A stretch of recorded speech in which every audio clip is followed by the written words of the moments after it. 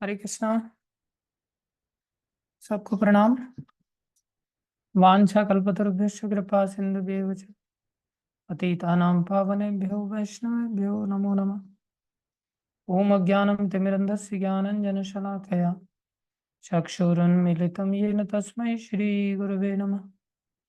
गुरवे गौरचन्द्राय राधिकाय तदालये कृष्णाय कृष्णभक्ताय तद्भक्ताय नमो नमः। हरे कृष्णा। सभी का हार्दिक अभिनंदन है, स्वागत है। हम लोग चैतन्य शिक्षाष्टकम की चर्चा कर रहे हैं महाप्रभु की कृपा से, गुरु वैष्णवों की दया से।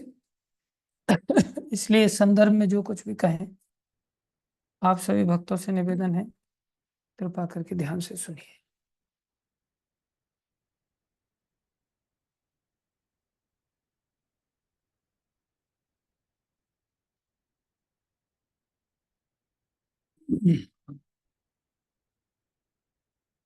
पहला श्लोक चल रहा है।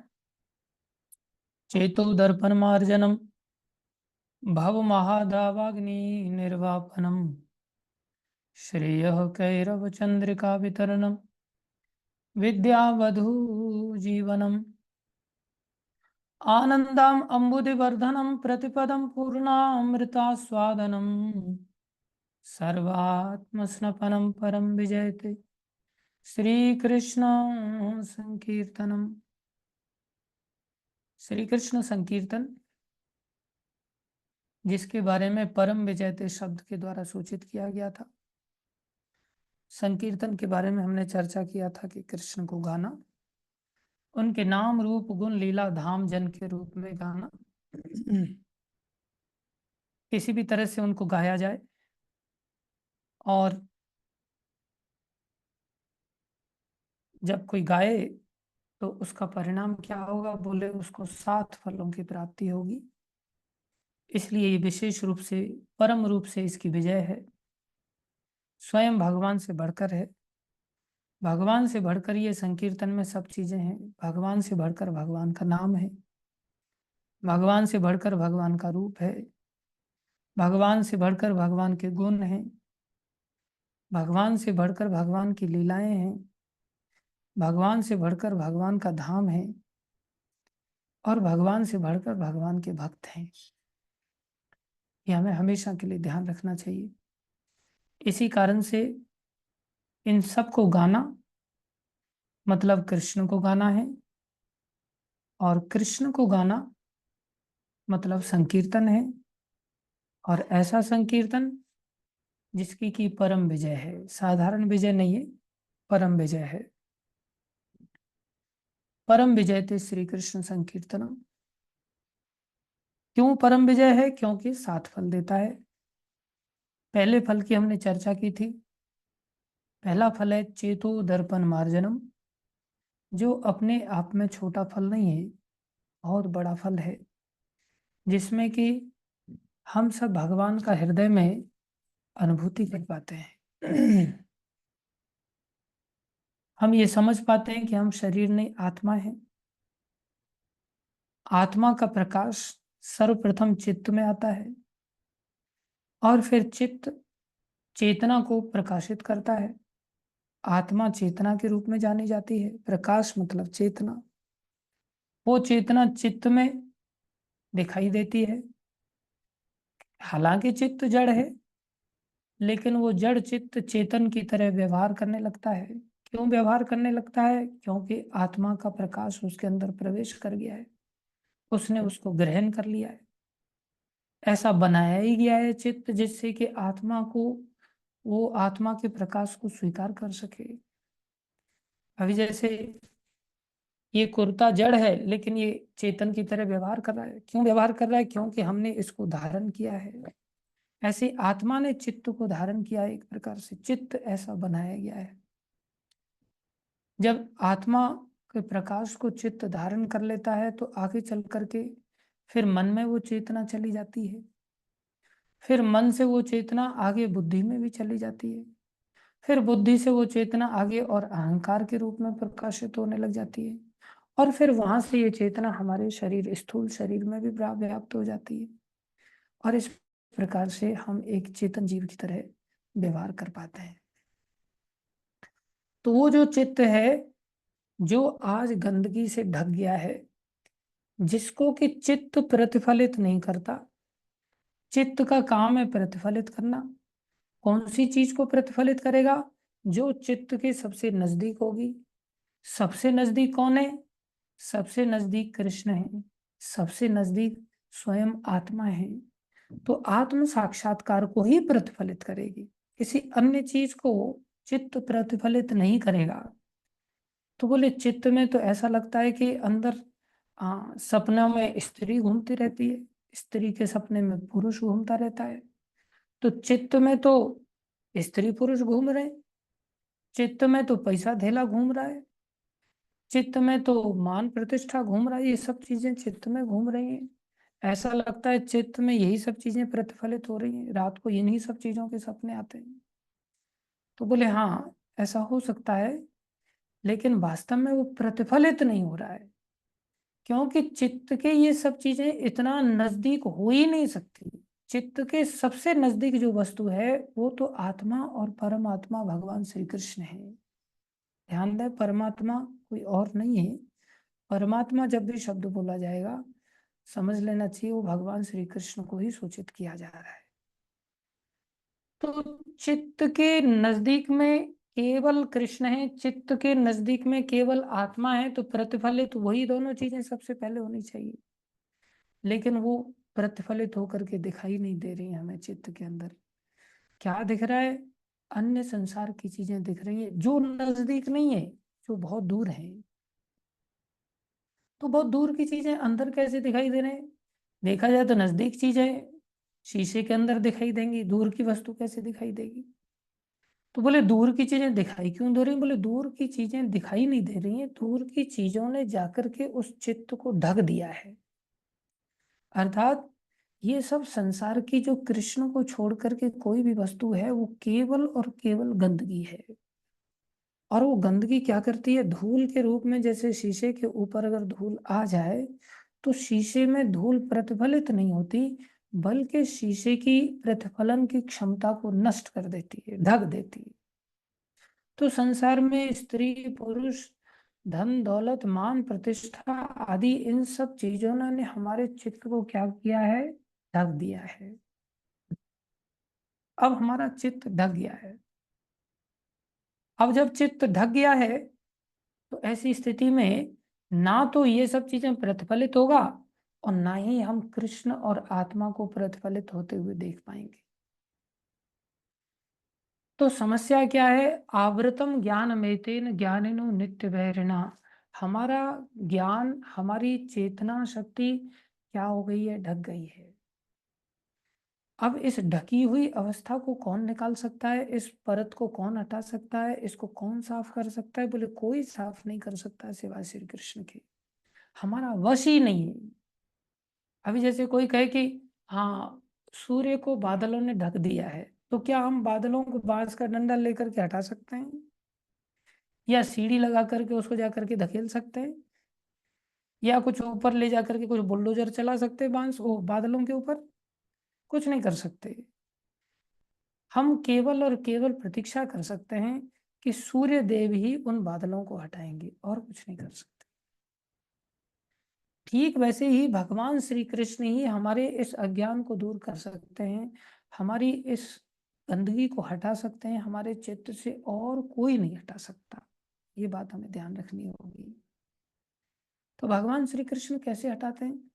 बोले भगवान श्री कृष्ण का जब कोई नाम कीर्तन करता है, तो उस नाम कीर्तन से प्रसन्न होकर के, लेकिन याद रखना चाहिए वो नाम कीर्तन का लक्ष्य चित्त साफ होना चाहिए। लक्ष्य कुछ और है तो इतना जल्दी फिर वो हरि नाम काम नहीं करेगा। करेगा तो सही, आप इस चित्त को गंदा करने के लिए भी नाम जपोगे, तो भी नाम असर एक दिन इसको साफ करने के लिए ही करेगा। कब करेगा? अनेकों जन्मों के बाद, करोड़ों वर्षों के बाद, अरबों खरबों वर्षों के बाद अवश्य करेगा, इसमें कोई संदेह नहीं। लेकिन अगर हम केवल इन 7 फलों की प्राप्ति के लिए ही अगर नाम जप करेंगे, हे कृष्ण आप दया करके मेरे चित्त को साफ कर दो, तो भगवान बहुत जल्दी साफ कर देंगे। तो ये जो नाम संकीर्तन है, जब हम इसको गाएंगे, अब गाया ही तो जा रहा है, कोई ऐसा तो है नहीं कि आपको तपस्या करने के लिए भेजा जा रहा हो कहीं, या आपको कोई बहुत संस्कृत सीखने के लिए भेजा जा रहा हो कहीं, भाई वेद पढ़ने पड़ेंगे, या आपको बहुत दान धर्म करने के लिए प्रेशराइज किया जा रहा हो कि इतना दान करोगे तभी साफ होगा, नहीं तो नहीं साफ होगा, या आपको ऊर्ध्व धूम्र तप करने के लिए बोला जा रहा हो कि आप उल्टे लटक जाओ, नीचे से धुआं लगा दो और उस धुएं को नाक से खींचो अच्छी तरह से, और खींचते खींचते ऐसा कठोर तपस्या करो, तब जा करके आपका चित्त साफ होगा। सबसे बड़ी बीमारी तो ये चित्त की है। हाँ, या आपको ऐसा कहा जा रहा हो कि नहीं, आप पूरा घर बार छोड़ करके ही आ जाओ और गंगा जी यमुना जी के तट पर बैठ जाओ, तभी जा करके आपका चित्त साफ भगवान करेंगे। हम जिस दशा में भी हैं, केवल और केवल अगर हम संकीर्तन करने लग जाएं, केवल और केवल कृष्ण को गाने लग जाएं, बस गाने मात्र से हमें सबसे पहला फल प्राप्त हो जाएगा। कौन सा? चित्त रूपी दर्पण साफ हो जाएगा।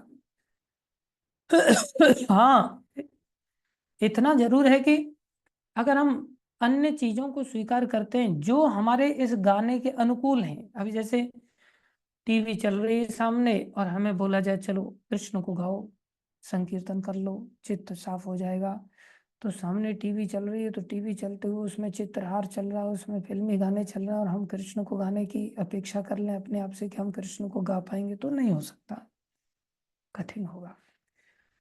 और आपको कहा जाए इतने सारे भक्त लोग एक साथ बैठ करके कृष्ण को गा रहे हैं, आप भी गाओगे, तो आपको रोका नहीं जा सकता, आप स्वयं में भी उसमें जाकर के सम्मिलित होकर के गाने लग जाओ। अच्छे अच्छे भक्त अब जैसे उत्तम मोहन प्रभु कृष्ण कीर्तन गाने लग जाएं, तो इतना सुंदर कीर्तन करते कि कोई व्यक्ति गाने की इच्छा करने लग जाता है, पास में अपने आप ही बैठ जाएगा। अब आप बॉम्बे में जाकर के या किसी बड़े से शहर में जाकर के, और वहाँ बड़ी बड़ी गाड़ियां घूम रही हैं चारों तरफ, और सुंदर सुंदर स्त्रियां घूम रही हैं, और धन दौलत का बड़ा अच्छा वर्चस्व है, ऐसी जगह पे जाकर के बोला जाए कृष्ण को गाओ, तो आपके लिए कठिन हो जाएगा। आपके लिए तो नहीं कठिन होगा, मेरे लिए कठिन हो जाएगा। और अगर बोला जाए यमुना किनारे बैठ करके धाम में, जहाँ चारों तरफ जिधर देखो उधर ही हर व्यक्ति के हाथ में माला ही माला है, तो वहां पर कृष्ण को गाने के लिए कहा जाए, तो फिर मेरे लिए सहज हो जाएगा। तो अनुकूलस्य संकल्प, प्रतिकूलस्य वर्जनम, अनुकूल जो कुछ भी है कृष्ण के लिए उसको हमें स्वीकार कर लेना चाहिए, तो उससे क्या हमारा गाना सहज हो जाएगा, कृष्ण को गाना सहज हो जाएगा, हमारा संकीर्तन सहज हो जाएगा, हम नाम रूप गुण लीला धाम जन्म का आश्रय ले पाएंगे। आज जैसे धाम में बैठे हुए कोई व्यक्ति आपके पास आ जाए और आपसे पूछे कि भैया इस स्थान की क्या महिमा है, और आप वहीं बैठे हो, तो आपको अपॉर्चुनिटी मिलेगी वहां धाम के बारे में बताने की, तो आपने धाम को गाना चालू कर दिया, तो धाम को गा रहे हैं मतलब कृष्ण को गा रहे हैं, उनकी लीलाओं को गा रहे हैं, कृष्ण को गा रहे हैं, उनके नाम को गा रहे हैं, कृष्ण को गा रहे हैं, उनके गुण को गा रहे हैं, कृष्ण को गा रहे हैं। इस प्रकार से जो भी अनुकूल हो उस परिस्थिति को अगर हम स्वीकार कर लेते हैं, तो गाना हमारे लिए निरंतरता की ओर जा सकता है, नित्य हम गा सकते हैं। और जब नित्य गाएंगे तो और जल्दी हृदय साफ हो जाएगा। आज गा लिया 1 घंटे के लिए, फिर 4 दिन बाद 1 घंटे के लिए गा लिया, फिर वो गाने में फिर वो सामर्थ्य नहीं होती ना, उसके लिए तो फिर हमें निरंतर गाना पड़ेगा, भगवान से आराधना करने के लिए। यही एकमात्र आराधना है, और कोई आराधना नहीं है कलयुग के जीवों के लिए। कली काले नाम रूपे कृष्ण अवतार, कलयुग में भगवान के नाम रूप से कृष्ण का अवतार है, उनको गाना चाहिए। नाम रूप से कृष्ण का अवतार है, इसका मतलब वो लीला नहीं करते क्या? लीला को नहीं गा सकते क्या? अरे लीला किसकी गाओगे? कृष्ण की गाओगे ना, तो पहले तो नाम से ही शुरुआत होती है। इसलिए हमारी इस वैष्णव परंपरा में नाम का आश्रय सबसे पहले लिया जाता है, और हम फिर भक्ति में आगे बढ़ पाते हैं। तो कृष्ण को गाना होगा, और गाएंगे, गाने का असर क्या दिखाई देगा? बोले हम आत्मा का अनुभव करने लग जाएंगे चित्त में, और कृष्ण का अनुभव करने लग जाएंगे चित्त में।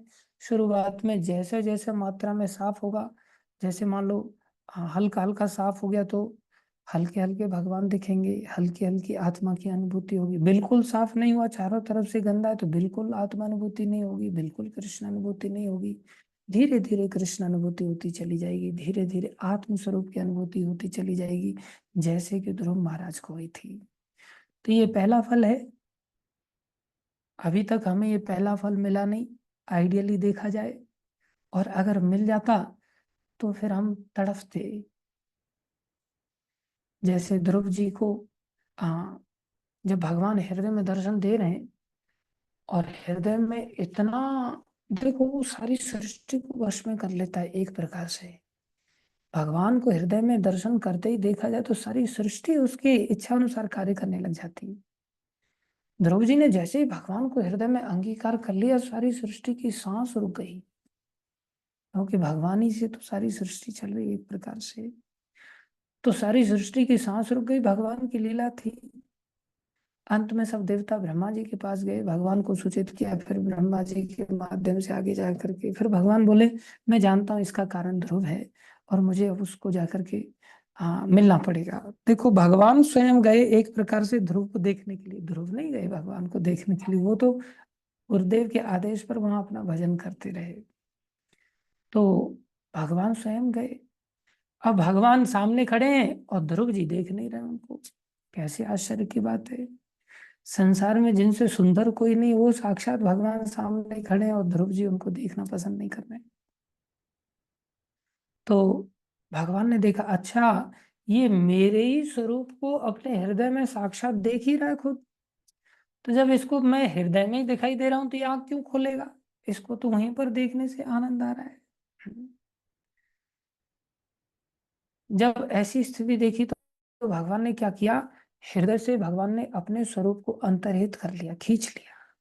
और जैसे ही खींचा, जैसे ही मछली पानी के बिना तड़पती, एकदम से तड़पती है मछली, ऐसा नहीं कि पानी से निकलने के बाद उसको 8-10 दिन लगेंगे, उसके बाद देखेगी कि भाई अब मेरे को कैसे जीऊंगी, नहीं।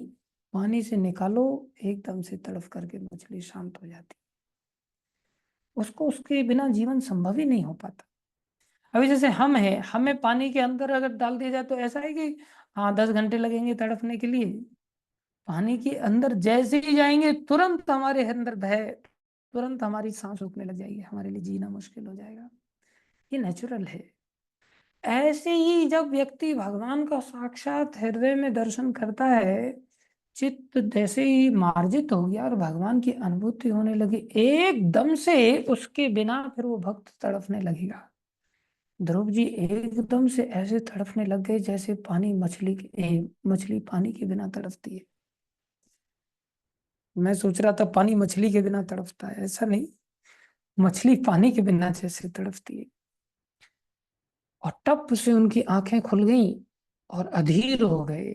ऐसी हालत सब भक्तों के साथ होती है। थोड़ी देर के लिए दर्शन हुए थे नारद जी को, जब नारद जी दासी पुत्र थे, तो उस समय थोड़ी देर का दर्शन भगवान ने दिया और भगवान अंतरित हो गए हृदय में, हृदय में दर्शन दिया। जैसे ही अंतर ध्यान हो गए, एकदम से नारद जी फूट फूट करके रोने लगे।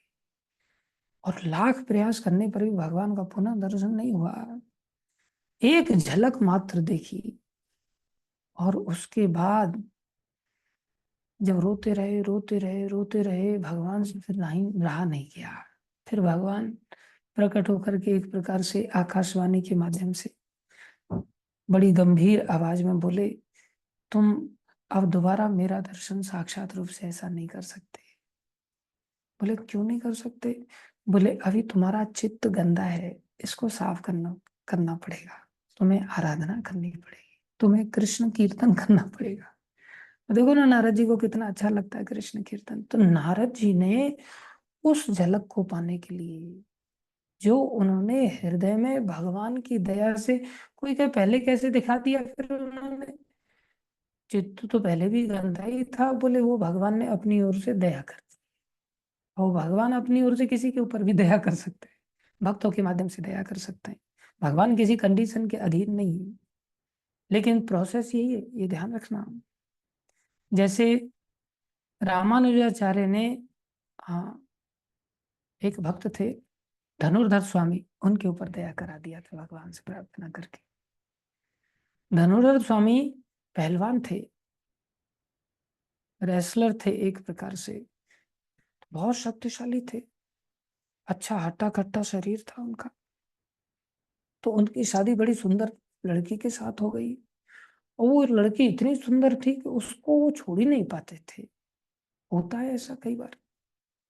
एक व्यक्ति देहरादून में हमसे मिलने के लिए आए, अच्छे खासे रेसलर थे, उन्होंने काफी नाम कमाया, और वो मेरे को आकर के कहते हैं, प्रभु जी मेरे पास किसी चीज की कमी नहीं है, लेकिन एक स्त्री के चलते मैं बहुत परेशान रहता हूँ। मैं बार बार उसके रूप के प्रति आसक्त हो जाता हूँ। ये मेरी सबसे बड़ी कमजोरी, ये मेरी सबसे बड़ी समस्या है, इसका समाधान मेरे को समझ नहीं आ रहा है।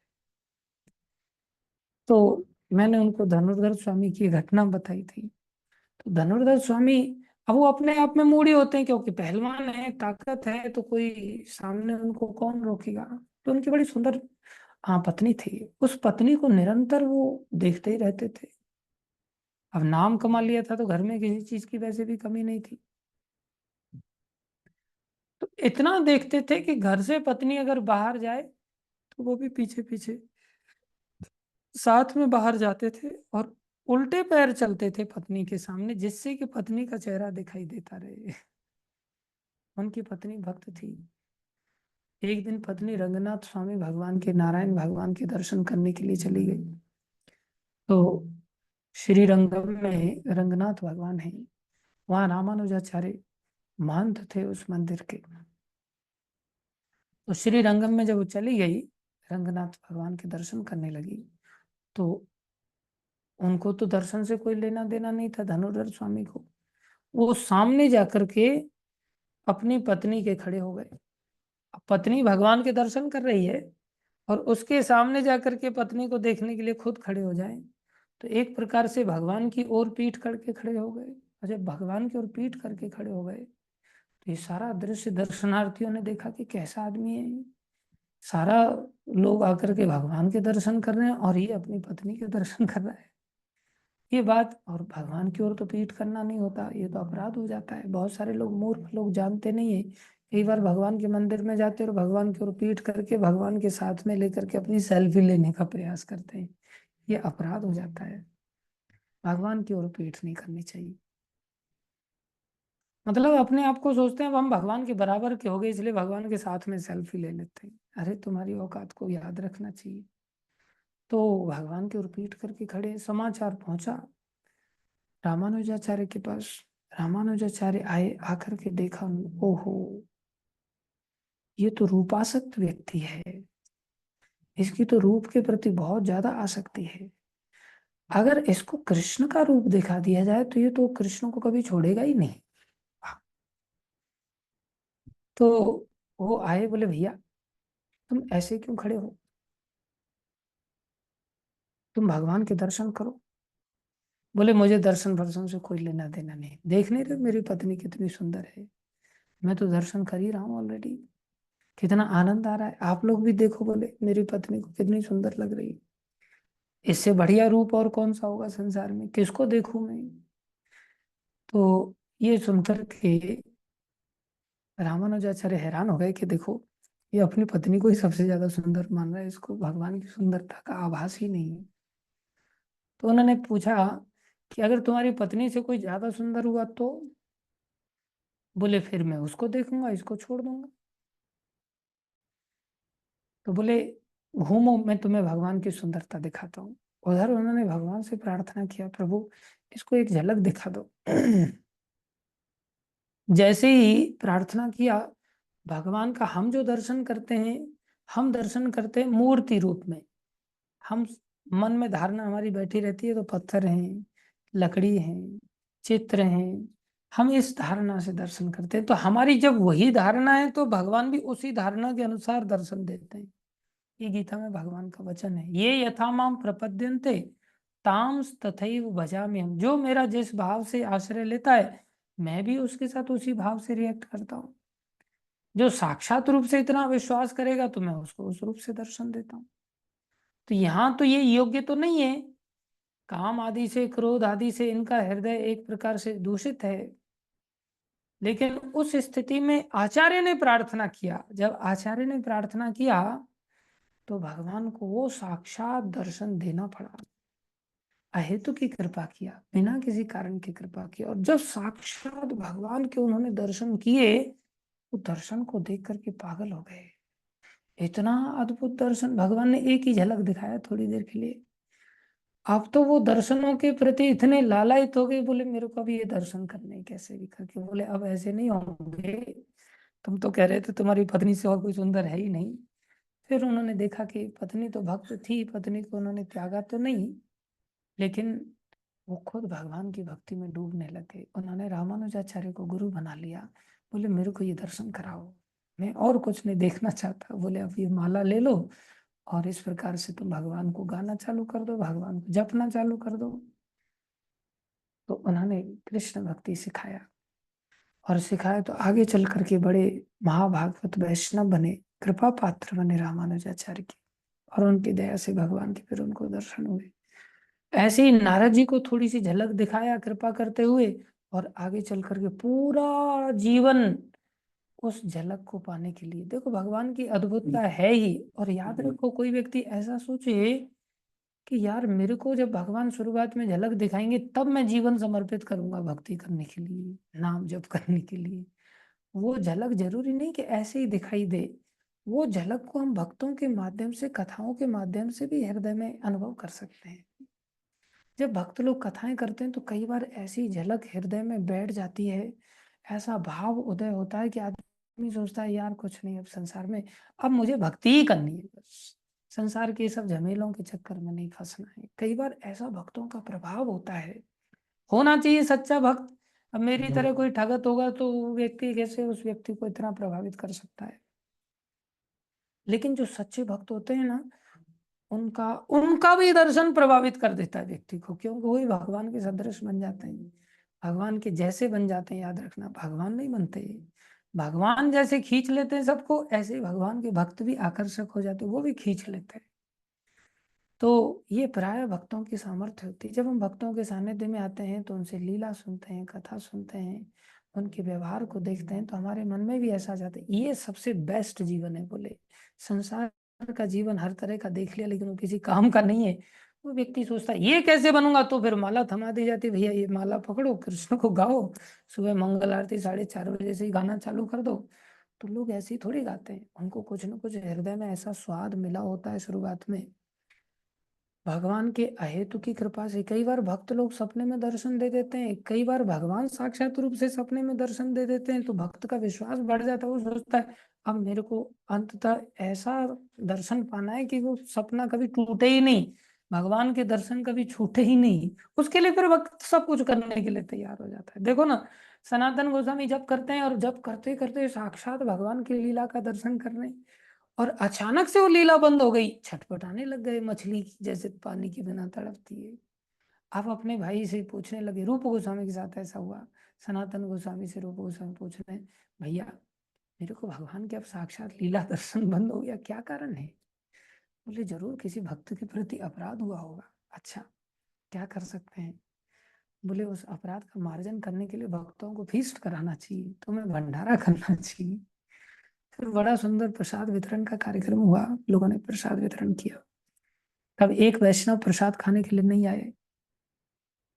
जब नहीं आए तो समझ गए कि वो वैष्णव नहीं आए तो जरूर बोले उन वैष्णव के प्रति ही मेरा कोई अपराध हो गया है। उन वैष्णव, जबकि अपराध किया नहीं था, लेकिन देखो वो छवि इतनी जरूरी होती है। कई बार हम क्या, हो गया तो हो गया अपराध, कोई मेरा क्या बिगाड़ लेगा, नहीं मांगूंगा माफी, कोई मेरा क्या करवा लेगा। भंडारा, अरे जहर और दे दूंगा मैं उसको। उल्टा आदमी झगड़ा करता है, क्योंकि हमें कोई चिंता ही नहीं ना, हमारा बिगाड़ क्या लेगा। ऐसा लगता है हम तो अपने आप में दर्शन कर ही रहे हैं ना, सामने पत्नी का दर्शन कर ही रहे हैं, नोटों का हमारा क्या बिगाड़ लेगा ये। अरे भगवान का जब दर्शन का स्वाद जब दूर जाता हुआ दिखेगा ना, तब आदमी अपने आप झुक जाएगा, अपने आप झुक जाएगा, उसको झुकाना नहीं पड़ेगा। रूप गोस्वामी जाकर के प्रार्थना करे, भैया मेरे से क्या गलती हो गई बिना गलती के ही प्रार्थना कर रहे हैं, मेरे से क्या गलती हो गई। बोले आप मेरे को देख करके हंस रहे थे, वो लंगड़े वैष्णव थे, थोड़ा सा लंगड़ा के जा रहे थे उनके सामने से, और सना रूप गोस्वामी भजन करते करते भगवान का दर्शन कर रहे थे। तो भगवान की ऐसी कौतुकी लीला थी जिसमें भगवान ने छल करके राधा रानी को गोद में ले लिया, और सारी सखियां हंस रही हैं, तो उनकी हंसी को देख करके रूप गोस्वामी भी हंसने लग गए। और सामने से लंगड़े वैष्णव लंगड़ाते हुए जा रहे थे, तो उनके लंगड़ेपन को देख करके नहीं हंसे वो तो लीला देख करके हंसे, लेकिन उन वैष्णव को ऐसा लगा कि मेरे को देख करके हंस रहे हैं, मेरा उपहास कर रहे हैं। तो इतनी देर में वो अपने आप में रूठ गए। वो भी भक्त थे। देखो, भगवान अपने भक्तों के प्रति कितने सतर्क रहते हैं। वो वो भक्त मन ही मन में रूठ गए, और भगवान से सहन नहीं हुआ, भगवान ने उनकी लीला बंद करा दिया। रूप गोस्वामी को अब दर्शन नहीं हो रहे हैं, तो रूप गोस्वामी उन दर्शनों की लालसा में सब कुछ करने के लिए तैयार है, भंडारा करने के लिए तैयार है, भीष्ट कराने के लिए तैयार है, जो नहीं आया उसे हाथ जोड़ करके बुलाने के लिए तैयार है। और हमें तो ऐसा कभी अनुभव हुआ ही नहीं ना। हम क्या करते हैं, दूसरे वैष्णव का भी खा जाएंगे उठा करके, उसको बुला के खाना तो दूर की बात है, उसके हिस्से का भी कहीं रखा होगा, उसको भी ढूंढ ढांड करके निकाल निकुल करके पूरी अलमारी खाली कर देंगे, बोले मेरे को क्या पता किसने खाया है। हमें लगता है कि किसी वैष्णव के प्रति हम कुछ बोल देंगे, कुछ कर लेंगे। अरे मारपीट तक भी कर देते लोग, तो भी सोचते मेरा क्या बिगाड़ लेगा। हाँ, ये बात भी सही, तुम्हारे पास है ही कुछ नहीं तो तुम्हारा बिगड़ेगा क्या। बिगड़ता तो उसका है जिसके पास कुछ हो, तो वो उसको लूटने की चिंता होती है। जिसके पास पैसा होता है वो सावधानी से ट्रेवल करता है, जिसके पास कुछ है ही नहीं, पापानंद ने मेरी तरह से हो, तो उसको क्या डर लगेगा। ऐसे ही जब हमने कृष्ण का आस्वादन किया ही नहीं, आत्म साक्षात्कार हुआ ही नहीं, कृष्ण अनुभूति हुई नहीं, तो विनम्रता हमारे जीवन में कैसे आएगी। हम सतर्क क्यों होंगे, हमारे जीवन में सावधानी क्यों होगी, हम क्यों झुकेंगे किसी के सामने, दूसरे को झुकाने की चेष्टा करेंगे, हम सोचेंगे हम ही सबसे महान है भाई, तेरे को हमसे मतलब है, हमें तेरे से कोई मतलब नहीं है। भक्त का आनंद तो इतना बड़ा होता है भगवत अनुभूति के कारण, कि वो उस आनंद की प्राप्ति के लिए सारा जीवन सौंप देता है, सारा जीवन सौंप देता है। और नारद जी ने जीवन सौंपा। आप देखेंगे कई बार हम शुरुआत में भक्ति मार्ग में आते हैं, तो कई बार प्रभुपा जी दर्शन देते हैं, गुरु महाराज दर्शन देते हैं। ऐसा नहीं कि हम बहुत बड़े महान भक्त बन गए इसलिए दर्शन दे रहे हैं, सपने में आकर के ऐसे दर्शन होते हैं। वो दर्शन हमें हमेशा के लिए एक छोटी सी झलक के समान होते हैं, जो हमेशा के लिए हमें भक्ति लगाने का आधार बनते हैं। हमारे मन में विश्वास होता है, हमारी कोई समस्या होती है, उस समस्या को लेकर के रूपा जी दर्शन दे देते हैं, गुरु जी दर्शन दे देते हैं, भगवान दर्शन दे देते हैं, भगवान के अन्य भक्त दर्शन दे देते हैं, तो अंदर से बड़ी खुशी मिलती है। अच्छी बात है, देखो भगवान है, इसका मतलब रूपा जी हैं, परंपरा है, ये सब ऐसे ही नहीं है, मिथ्या नहीं है। तो विश्वास हो जाता है, और विश्वास हो जाता है तो हम पूरा जीवन समर्पित कर देते हैं। तो ये कब होता है, बोले पूरा जीवन समर्पण की अवस्था, बोले चेतो दर्पण मार्जनम का ये पहला फल है। फिर हमें भक्ति करनी पड़ती नहीं है, अपने आप ही उस लोभ के कारण भक्ति होने लगती है, लोभ ही भक्ति करा देता है। और जब भैया आस्वादन रात दिन मिलेगा, फिर तो आदमी उन्मत्त होकर के वैसे ही गाता रहेगा। जब साक्षात रूप से कृष्ण उसको दर्शन देंगे, तो कृष्ण को नहीं गाएगा क्या। हमारे आचार्य लोगों ने किताबों को लिखना पड़ा नहीं, उन्होंने किताबों को हृदय में उनकी अनुभूति होती चली गई, तो किताबें लिखते चले गए। जैसे हम लोग आरती गाते हैं, गौर आरती, तो उसमें गौर आरती के लिए कोई ऐसा नहीं कि गौर आरती के लिए दिमाग लगाओ भाई आरती निर्माण करनी है, ओम जय जगदीश हरे। हाँ, वो जो आरती है ना, जिसमें संसारी चीजों को लेकर के सारा बड़े हिसाब किताब से तालमेल बिठा करके और बनाया गया है। तेरा तुझको अर्पण क्या लागे मेरा, कष्ट मिटे तन का, सब दुख दूर करो, इस प्रकार से संसारी चीजों को और उन सब चीजों को मिला करके आरती उन्होंने निर्माण की है। लेकिन भक्ति विनोद ठाकुर ने जो आरती बनाया वो निर्माण नहीं किया इस तरह से। भक्ति विनोद ठाकुर क्या कहते हैं, बोले भक्ति विनोद, हाँ देखे, भक्ति विनोद देख रहे हैं कि ये सब घटित हो रहा है। क्या घटित हो रहा है, बोले चैतन्य महाप्रभु गंगा जी के तट पर रत्नों के सिंहासन पर आरूढ़ हो रखे हैं, साथ में नित्यानंद प्रभु हैं, अन्य पार्षद गण हैं, ब्रह्मा आदि आकर के उनकी आरती में भाग ले रहे हैं, उनको अर्चन आदि कर रहे हैं, शिव जी आकर के बैठे हुए हैं, नारद जी आके बैठे हुए हैं, सुखदेव जी आकर के बैठे हुए हैं, और बड़े बड़े महात्मा लोग आकर के भगवान की इस आरती में नृत्य गान आदि सब कुछ कर रहे हैं। ये सब आरती को वो साक्षात रूप से देख रहे हैं, देख रहे हैं तो लिख रहे हैं। 80 वर्ष की अवस्था में कृष्णदास गोस्वामी ने चैतन्य चरितामृत ग्रंथ को लिखा। ऐसा नहीं कि ग्रंथ में श्लोकों को रट रट के लिखा, जो देख रहे हैं उसको पढ़ रहे हैं, उसको बोल रहे हैं, उनके हृदय से देखा हुआ लिखा जा रहा है। ये कृष्ण अनुभूति कब प्राप्त हो जाती है? बोले चित्त जैसे ही साफ हो जाए, चेतो दर्पण मार्जनम होते ही इतना बड़ा फल प्राप्त हो जाता है। आज जो चित्त साफ ही नहीं हुआ तो क्या फल प्राप्त होगा? इसलिए चेतो दर्पण मार्जनम ये अपने आप में इतना बड़ा फल है कि पूरा जीवन हमें भक्ति के लिए प्रेरित कर देगा। पहला ही फल इतना शक्तिशाली, कोई संसार का वस्तु जीव को बांध नहीं सकती अगर ये फल भी प्राप्त हो जाए। और ये फल प्राप्त होने का फिर दूसरा फल क्या है इसके बाद ही आएगा दूसरा फल, याद रखना। ऐसा नहीं, क्रम है ये कि कोई पहले दूसरा वाला तीसरा वाला पहले आ जाए और पहले वाला बाद में आएगा, चलेगा? बोले नहीं, पहले यही आएगा। साक्षात हृदय में निरंतर कृष्ण काम चिंतन करेंगे। देखो ना, प्रभुपाद जी जब लेक्चर देते थे तो आंख बंद करके प्रभुपाद जी लेक्चर पढ़ाया देते थे। साक्षात कृष्ण का चिंतन करते थे, साक्षात कृष्ण की अनुभूति हृदय में उनको निरंतर होती है। दूसरा फल है भव महादावाग्नि निर्वापनम। बोले जो संसार क्या है, संसार भव मतलब संसार।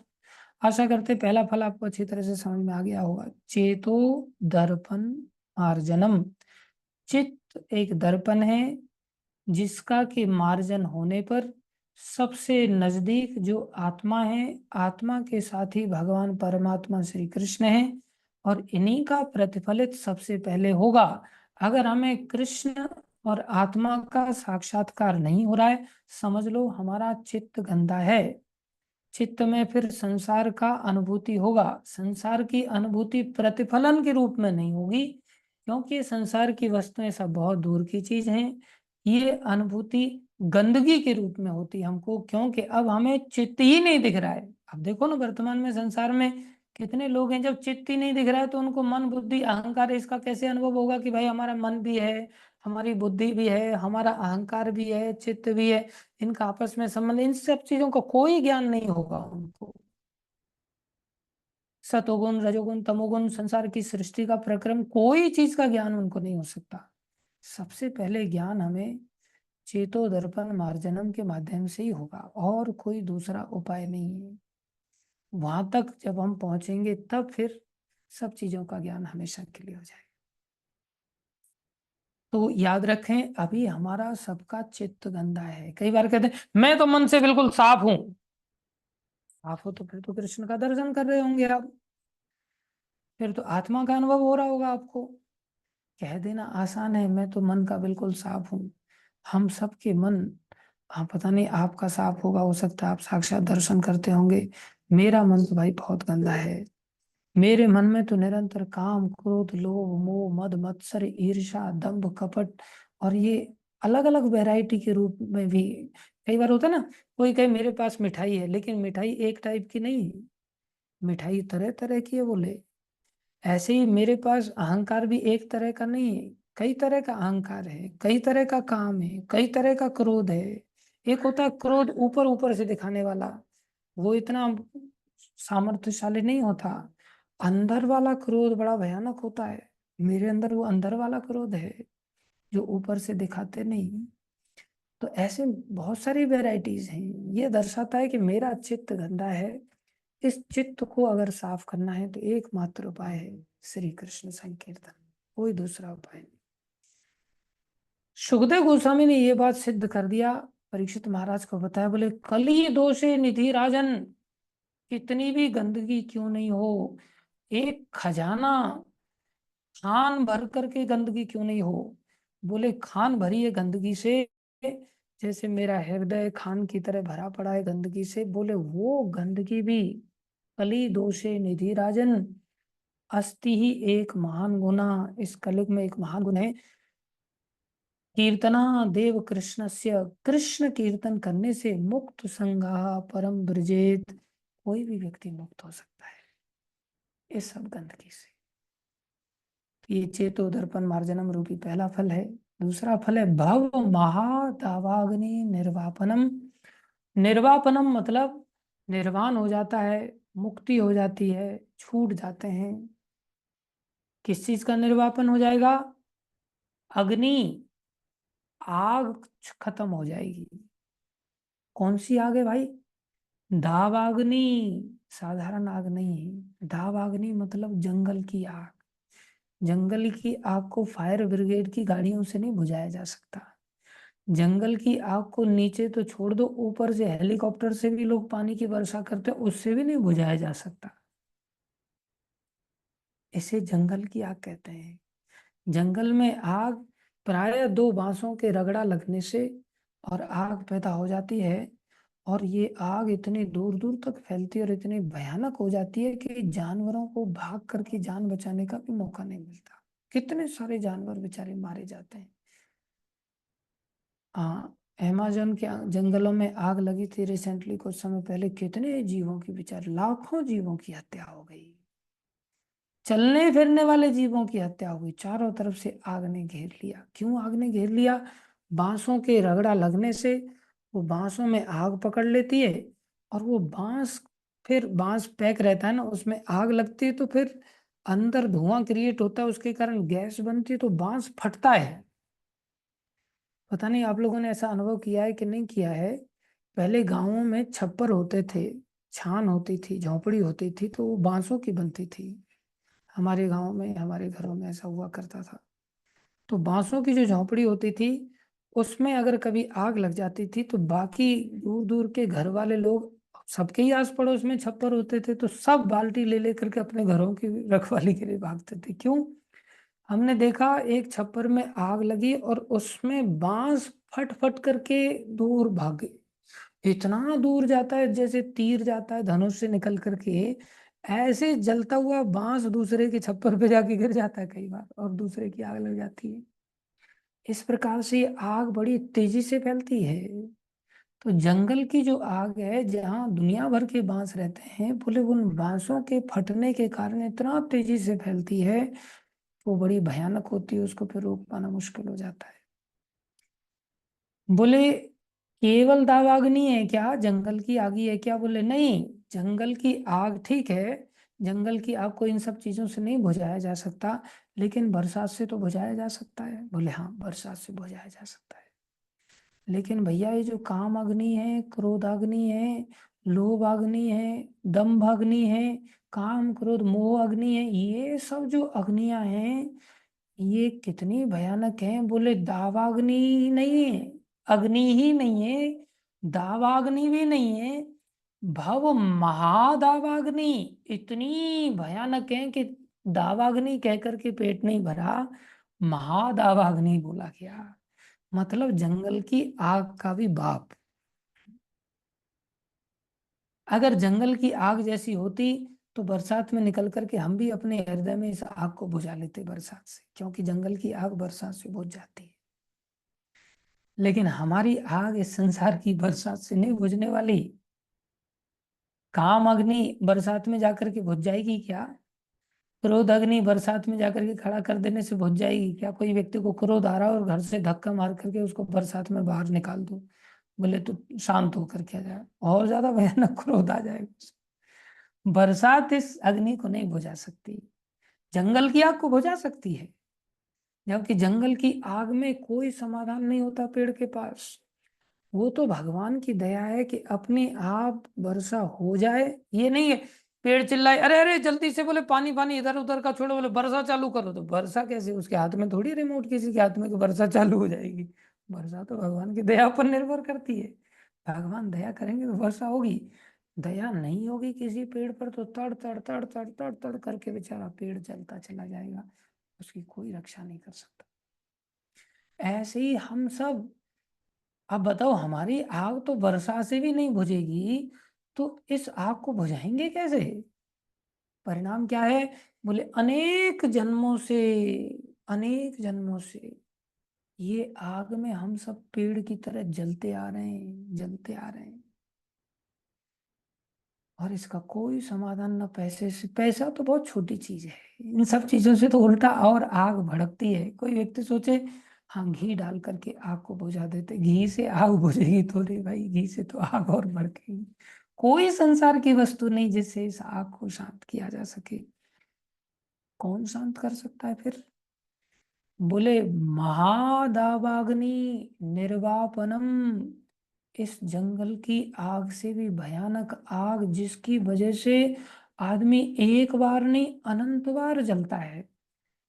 कैसे जलता है? बोले जब मर जाता है तो चिता पर उसको डाल दिया जाता है और उसको जलना पड़ता है। कितने बार बताओ हम चिता में नहीं जले होंगे आज तक? कितने शरीर हमारे ऐसे हुए नहीं हुए जिनमें कि हम नहीं जले? और चिता में तो करीब आदमी को फिर भी मुर्दा होकर के जलाया जाता है। जब हम मुर्गे बने होंगे तब मुर्गे के जीवन में तो हमें तंदूरी मुर्गा बनाया गया होगा, जिंदा जला दिया गया होगा। कभी सुअर बने होंगे और चर्बी वाले बढ़िया सुअर बने होंगे तो उनको भी बांध करके सीधा जिंदा भून दिया जाता है। हमने देखा हमारे गांव में कुछ भंगी थे, छोटे से ही थे हम, वो बेचारे सुअर को पकड़ पकड़ करके इकट्ठा कर लेते थे और उसके पैरों को लोहे के तार से बांध देते थे। और पैरों को लोहे के तार से बांध दिया, मुंह को लोहे के तार से बांध दिया, दोनों पैरों को बांध दिया और दोनों पैरों के बीच, जिंदे सुअर को दोनों पैरों के बीच में एक डंडा लोहे का रॉड डाल दिया और उस रॉड को डाल करके चारों तरफ गोबर के कंडे वगैरह जला करके लकड़ियां इकट्ठी करके उसको पकड़ करके वहां डाल देते थे। बेचारा तड़फ तड़फ करके जिंदा जल जाता था। कितने बार नहीं जले होंगे हम सभी। और कुछ लोग तो इतने धूर्त होते हैं, मनुष्यों को भी जिंदा जला देते हैं। गोधरा कांड हुआ, वो ट्रेन जला दी। कैसे कैसे जीवन में हमें ऐसी परिस्थितियां आ जाती हैं। कई बार घटनाएं ऐसी बन जाती हैं कि आदमी फंस जाता है, घर में आग लग जाती है, उसको जिंदा जलना पड़ता है। और सबसे बड़ी जलन तो जन्म मृत्यु की जलन है भाई। इसमें जन्म मृत्यु की जलन कितने लंबे समय से चली आ रही है। न जाने कितने जन्म ले चुके हैं हम, कितने अनंत बार हम मरे हैं, अनंत बार जले हैं, कौन जानता है। और उससे भी भयानक जलन चिंता की होती है, जो निरंतर हमें जलाती रहती है। बोले यही संसार है, इसी को कहते हैं भव। तो कौन सी अग्नि है? बोले आग है। कौन सी आग? दावाग्नि। दावाग्नि नहीं, महादावाग्नि। महादावाग्नि नहीं, भव रूपी महादावाग्नि, इस संसार रूपी महादावाग्नि है। इसे कहते हैं भव। भव मतलब जिसमें बारंबार जन्म मृत्यु जरा व्याधि, ये सब संसार के अंतर्गत हमें कष्ट झेलने पड़ते हैं। बोलिए संसार का आवागमन, संसार का 84 लाख योनियों की जो आग का जो चक्कर है, ये सब नष्ट हो जाएगा। ये आग बुझ जाएगी। कैसे बुझेगी? श्री कृष्ण संकीर्तनम, केवल श्री कृष्ण संकीर्तन से, और कोई दूसरा उपाय नहीं। और आश्चर्य देखो, वो कृष्ण संकीर्तन का रिमोट हमारी जीभ पर है, हमारे हाथ में है। पेड़ जलता चला जाएगा।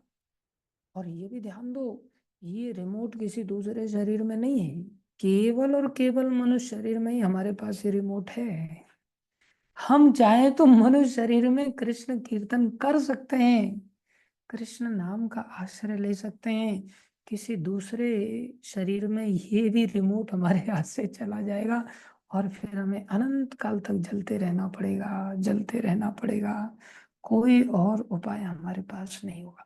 मृत्यु आए उससे पहले हमें बड़ी गंभीरता से इसको अंगीकार करके जीवन को सफल बना लेना चाहिए। इसलिए दूसरा फल है।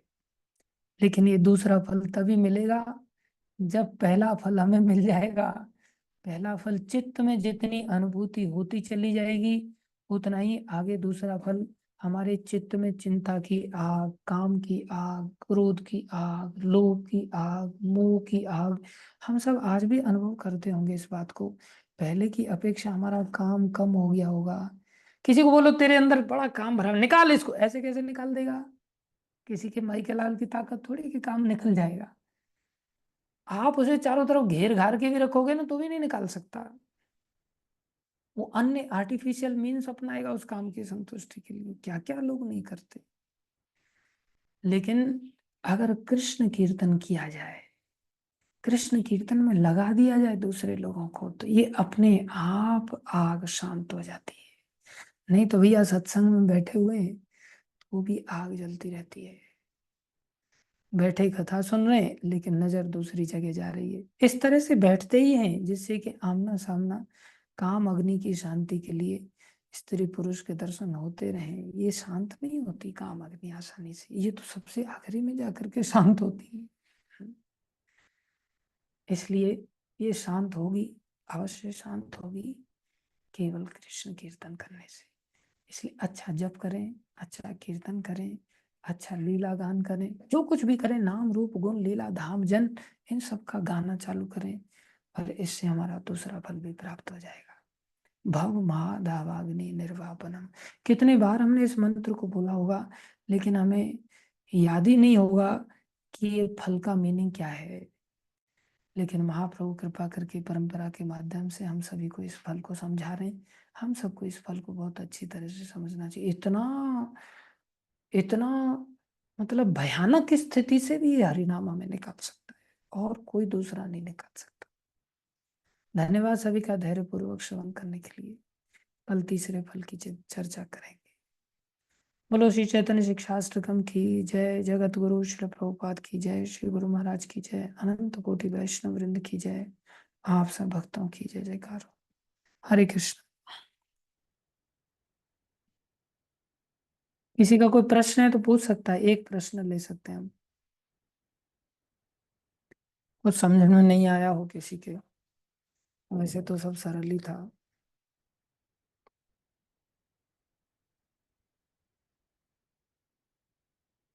यस राज किशोर प्रभु। हरे कृष्ण प्रभु जी। हरे प्रणाम, कृष्ण। सादर प्रणाम। प्रणाम प्रभु जी। जिज्ञासा ये थी कि जो जीव की जो चेतना है, हम्म। इसका आधार, इसका मूल आत्मा को माने या परमात्मा को? देखो, मूल आधार आप जहां तक पहुंच पाते हैं वहीं तक हम देख पाएंगे। अभी आत्मा का आधार भी परमात्मा है, तो मूल आधार तो परमात्मा ही है हर चीज के। लेकिन जी कृष्ण साक्षात्कार जब तक नहीं हो रहा है तब तक फिर आत्मा को समझना चाहिए। आत्मा का भी साक्षात्कार नहीं हो रहा है तो फिर चित्त को समझना चाहिए। चित्त का भी साक्षात्कार नहीं हो रहा है तो फिर मन आधार दिखाई देता है, इसलिए लोग मन को संतुष्ट करने भागते हैं ना। जी और फिर मन भी नहीं समझ पाता तो अपनी बुद्धि लगाता है, और अपनी बुद्धि को जी भी नहीं समझ पाता तो अपने अहंकार को संतुष्ट करने लगता है। उसको लगता है मेरा ही अहंकार में, फिर वहां तक भी कोई नहीं समझ पाता तो शरीर को ही चेतना का आधार मान लेता है, फिर शरीर की संतुष्टि करता है। जी जी। इस तरह से कोई व्यक्ति जहां तक समझ पाता है वहीं तक उसको आधार पता चलेगा। लेकिन अंत तो आधार तो श्री कृष्ण ही है सब चीजों के। धन्यवाद प्रभु। हरे कृष्ण। हरे कृष्णा। चलो धन्यवाद सभी भक्तों का। We will end here.